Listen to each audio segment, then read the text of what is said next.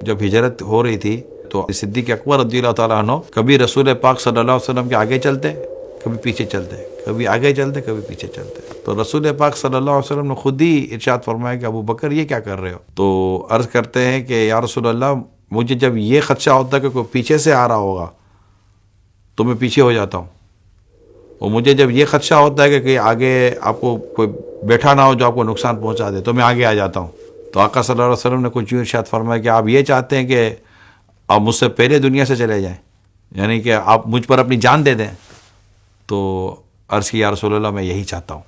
جان سے بڑھ کر انسان کو کوئی چیز پیاری نہیں ہوتی. تو جس نے جان تک قربان کرنے والے اقدامات کر لیے ہوں تو یہ مطلب یہ کمال کی تھی نا. تو جان دینا اور مال تو وہ تو ویسے ہی دے چکے تھے، مگر میں دیکھنے سننے والوں کے لیے سے ایک اور بات بیان کروں گا.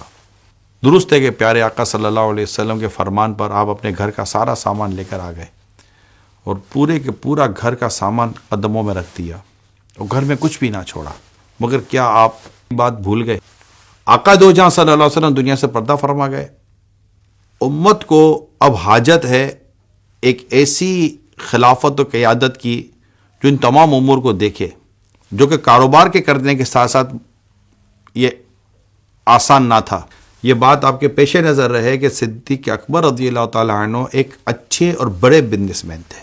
رسول پاک صلی اللہ علیہ وسلم کی محبت، دین کی محبت، امت سے پیار دیکھیے کہ آپ نے اپنا پورا کاروبار اسلام و دین کے نام پر قربان کر دیا، اور بیت المال سے پھر آپ کو گھر چلانے کے لیے ایک مخصوص وظیفہ ملا کرتا تھا، اس سے آپ اپنا گھر کے اخراجات تقوی کے ساتھ چلایا کرتے تھے.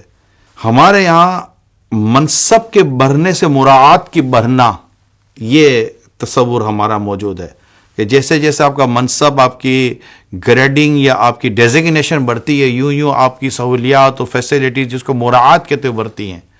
مگر میرے آقا صدیق اکبر رضی اللہ تعالیٰ عنہ کا انداز دیکھیے کہ اس وقت جس وقت آپ مسلمانوں کے خلیفہ ہیں، خلیفہ اول ہیں، آپ سے بڑی کسی کی پوسٹ نہیں ہے.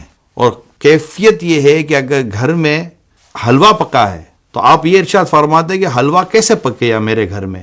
اور جب آپ سے یہ کہا گیا کہ آپ کو جو بیت المال سے وظیفہ ملتا ہے اسے کچھ بچا کر اتنا آج بچ گیا کہ حلوہ بن جائے، تو ہم نے حلوہ تیار کر لیا. تو آپ فرماتے کہ اتنا آتا ہے کہ اتنا بچ جاتا ہے کہ حلوہ تیار ہو گیا، تو آپ نے اس کی بھی بیت المال سے ملنے والے وظیفے سے کٹوتی کروا دی.